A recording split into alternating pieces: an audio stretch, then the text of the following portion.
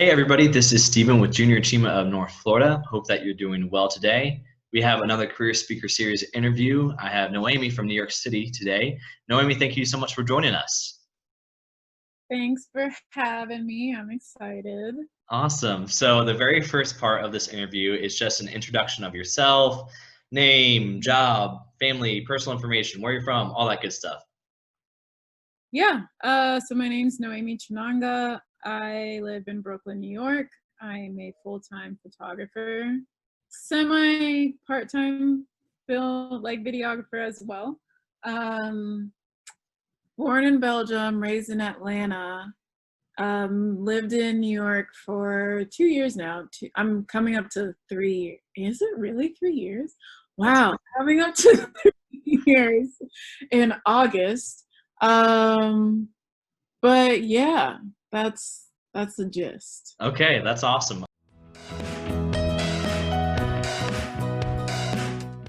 So let's go into the sphere of high school. And so Okay. were you in the States when you were in high school? Yeah, so I went to high school in Atlanta. Okay, got it. So let's go into that perspective as a high school student. What were your thought processes like during that time? Like, were you wanting to go? Did you know that you wanted to go to college? Did you enter the workforce? Kind of explain Mhm. that whole season.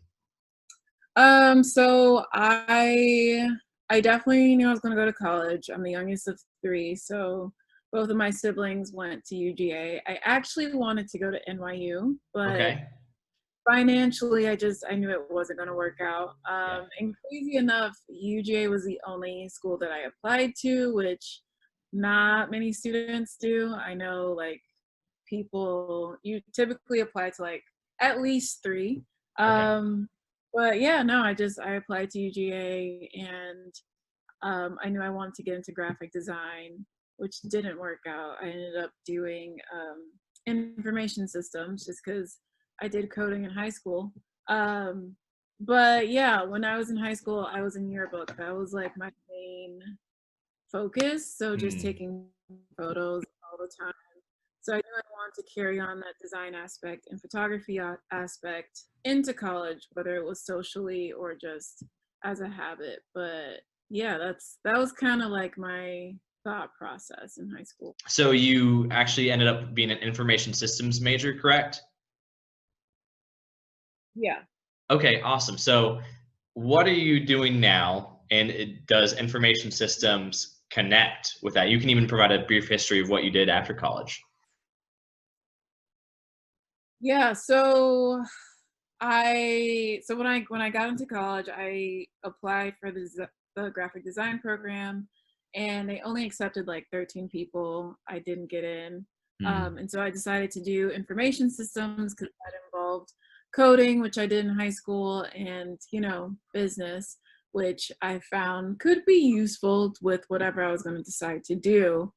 But I also took a new media certificate class where I learned about like user interface, user experience, Hmm. mobile apps. So that's where I could utilize my design into what I was doing in school. And then as a side hustle, I was taking graduation photos. So I just wanted to make sure to honor all of my interests, because I knew information systems wasn't like ideal, but I know it could have been useful. But I also still had this outlet of my creativity in new media and then photography. And so when I graduated, I did not, I know like the last month of my senior year of college, I applied to so many places in New York because I knew I wanted to live there, and I didn't get accepted to any of them. Oh no. So I post graduation was actually a bit tough because a lot of my friends, were working at PwC or Deloitte, and I knew that's not what I wanted to do, but Right. I was still trying to figure things out. I ended up being a web developer contractor at an Okay. architect firm a year later. So just, Was that in Atlanta? yeah. Okay. So creating websites, pretty much everything that I learned in new media and a bit of what I learned in information systems, I was applying to my contracting gig. And then, but New York was still in my head. Yeah, And so between 2014 to 2017, I visited New York 6 times. that's a lot. The last time I went, it was a test run to see if I actually wanted to live there. So I stayed with a friend for a week. And because I was contracting, I did need to be in the office. So I was still Mm, working remotely. Um, and yeah, like I figured out how grocery shopping was like, or taking the subway. Like it was very much a day in the life that's type thing. cool. And so once that was over, I'm like, yeah, I definitely want to move. So I moved in August 2017. I was a brand designer at a tech startup, which I primarily utilize photography, design, and a bit of web. Okay. So like, all of my core creativity that I wanted to use from high school came back in like Mm, and wow. a year later I get laid off. Oh And no. but during that time when I was at the startup, I was like networking. So I was meeting a bunch of people. I had my camera with me everywhere. Hmm. So people, that was always an icebreaker. And so I would get these random gigs just on the side. And so the day I got laid off, I actually had a gig with Spotify where I was photographing something for their workshop Yeah. that they were. And then I took a 2-week staycation because I was so burnt out. This- it was just like, I honestly cried for 30 minutes when I got laid off, and I was just like, this wasn't for me. Mm, Just culturally, just I didn't feel like I was being valued. yeah. Um, so it was perfect. But yeah, after my 2-week staycation, I had a gig for New York Fashion Week. It was the premiere of Nike's LeBron 16. So Wow. LeBron had 4 Black women to create his newest shoe. And one of the women is my best friend's boyfriend's aunt. Wow. I worked with her. She hired me to shoot the event. Unbelievable. Had to photograph from 4 p.m. to 11 p.m. and then send photos by 7 a.m. And so it was crazy because when I took photos or when I was editing, I would fall asleep. So I had to set like 10-minute timers just in case I fell asleep to wake That's myself. smart. So I sent them in. I'm exhausted. Next day, I'm just lollygagging. And my friend texts me and she's like, "You're in Vogue." And I'm like, "What are you talking about?" And so the photos that I took at the event were on Vogue.com. Oh my goodness. Oh, this is crazy. And then that weekend, I managed to get a gig at another fashion show for Pierre Moss, which is a designer, or a fashion line by the designer Kirby Dean Raymond. It was amazing, and I shot for the production company that produced the show, and Mhm. he loved the work that I did. And so since then, like I've been doing a lot of shoots with her. I decided to be full-time photographer. I'm like, this is what I want to do. So Registered cool. as an LLC immediately. And yeah, it's been amazing ever since. So to answer your question, did I really use much of it? Not really, but it definitely led me to where I am today. Right.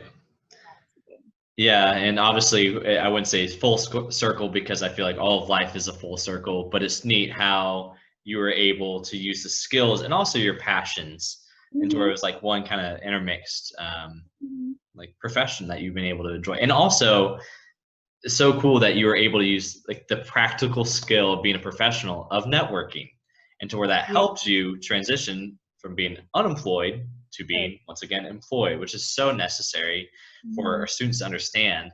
So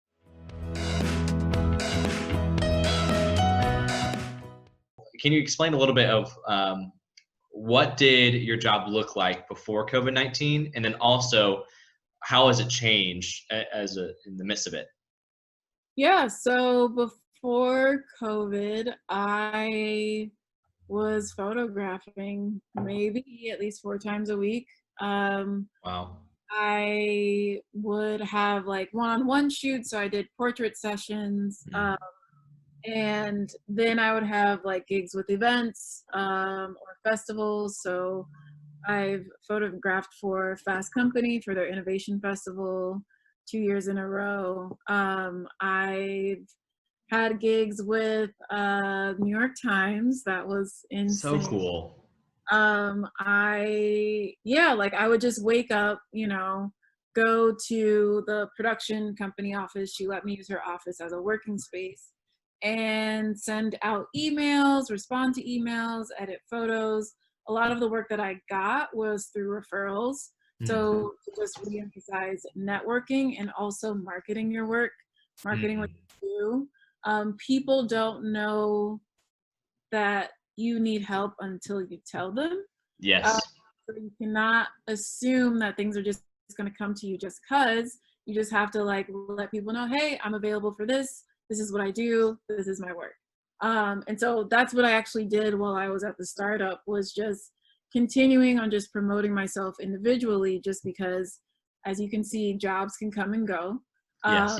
You just have to stay on your toes. And so yeah, I mean, it was awesome. Like I've met so many people. I've worked with friends from college. A friend of mine who used to work at Refinery 29, she would hit me up and like I would photograph for her and like do behind the scenes for that. Wow. And so yeah, it was awesome. So tell me, how has it changed? Drastically. I mean,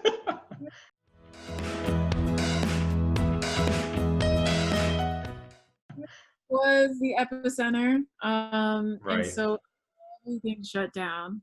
All the gigs were canceled. And so I definitely took time for myself. Hmm. That is imperative. Yeah. Again, jobs come and go, but you have to make sure you're still good mentally, you're good as far as physically. Right. It's always important to have a routine.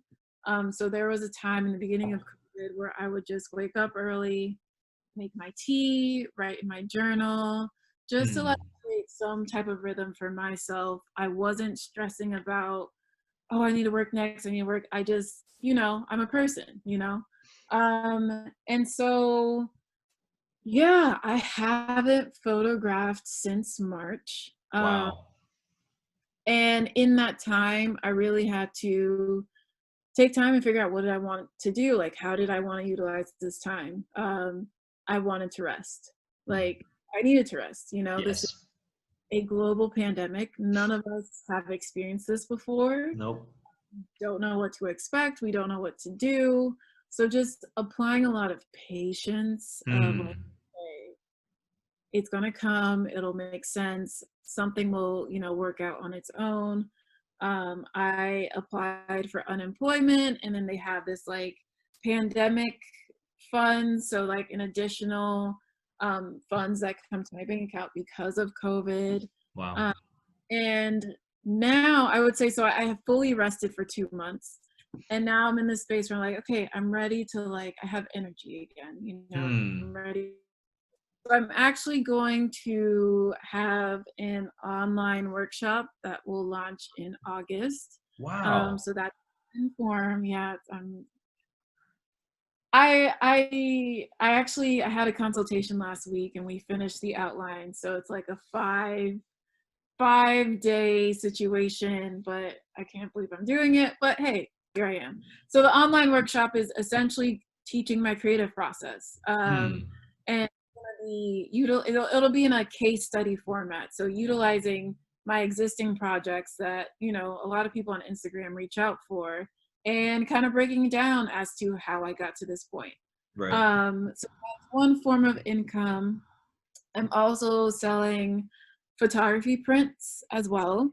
So that's Hmm. another form. And then I always want, like, I've always had this like yearning of graphic tees. So I did a whole graphic tee line in 2015, and I'm like, I want to do that again. So dropping that soon. Um, Wow. and with the current time, I sense that my voice is also just as important. So not even as from an income standpoint, but just like utilizing my voice more. Mm, Um, and so what was key for me is to be flexible. It's mm, clear with COVID that our plans have changed and been quote unquote ruined. And like, you build a sense of resistance when you keep holding on to that and wanting it to happen. yeah. Surrendering is so important because Hmm. it'll still benefit you in the long run. So just, being open to like, what is my purpose in this time? I know I'll photograph again. I Right. know I'll do films again, but for right now, something else is being asked of me. And so that's what I'm leaning into.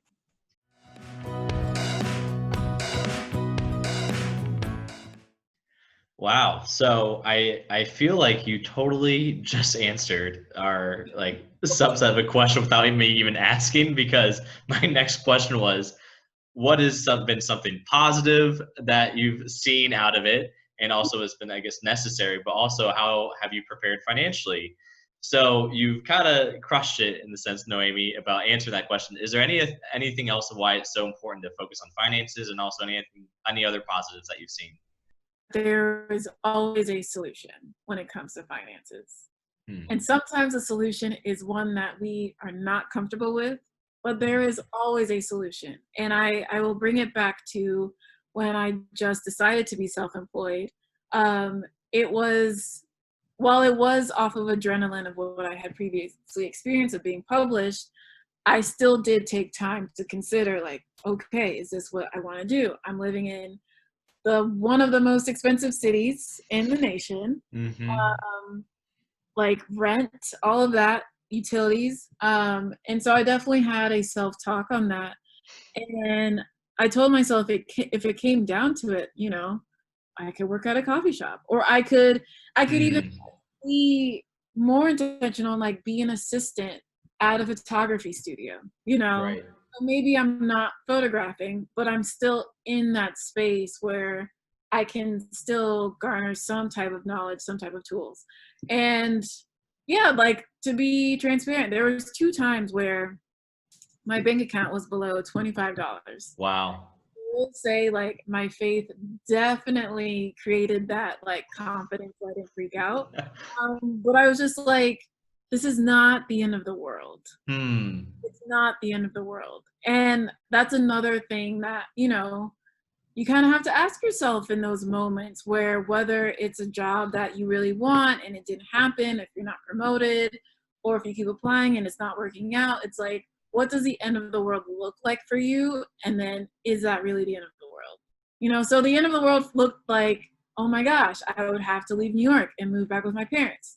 Is that the end of the world? No. Could it feel like that? Absolutely. And that feeling is totally valid, but there's always this bounce back. And there's always, Hmm. and so financially, absolutely, you should definitely have a plan B, but it's also helpful to know that a plan B exists, and that you can create it and you can build it. So that's my financial advice. That's good. Positive front from COVID is that people recognize that we are people. There's Hmm. like a humanity focus, like this emphasis on essential workers, this emphasis on your actions directly affecting people that you may never see, as far as just Right. exposure and spread and such. Um, Less focus on being flashy. When's the last Hmm. time you saw someone flex their Rolex or like show, hey, these are the new shoes that I got? Like, no one talks about Right. that. It's very much a personal, vulnerable thing, which I absolutely love. So Hmm. that will have the positive, take away from COVID so far. I love your answers. I think it's even really exposed us to what really matters. Like at the end of the day, we obviously have not been able to be as social as we would like, but it's required us to focus on like, hey, what do we really want to focus on? And Mhm. like for even you, like you said, you've taken like a 2 month break, and it's not really since like a choice. It's like, hey, there are literally no other options. And so it's like literally a force. And so it's been a necessary kind of like woosah. I'm like, all right, let's see a bigger picture.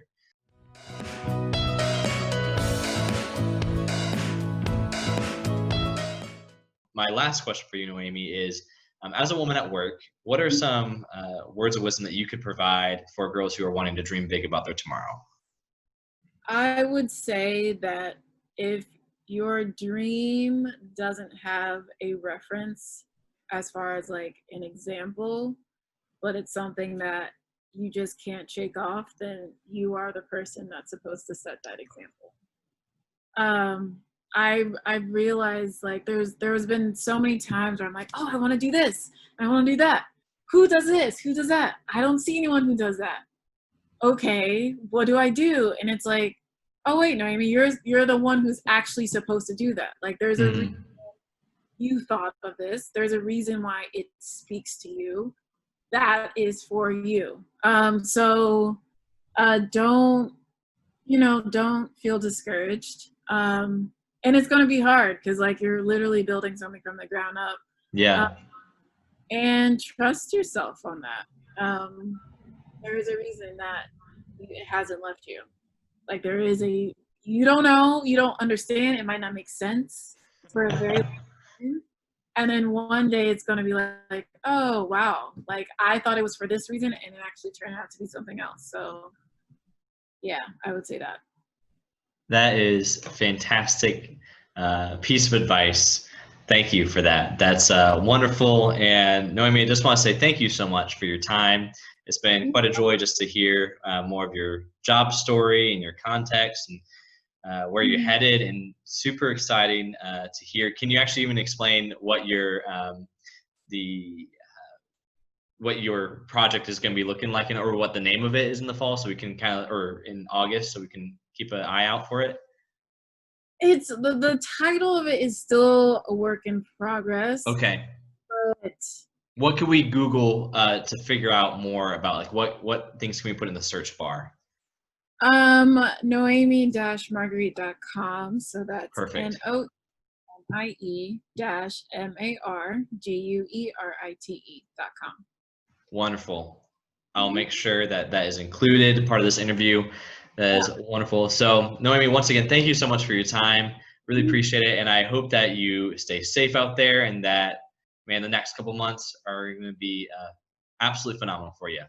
Thank you so much. All right. We'll see you. Bye.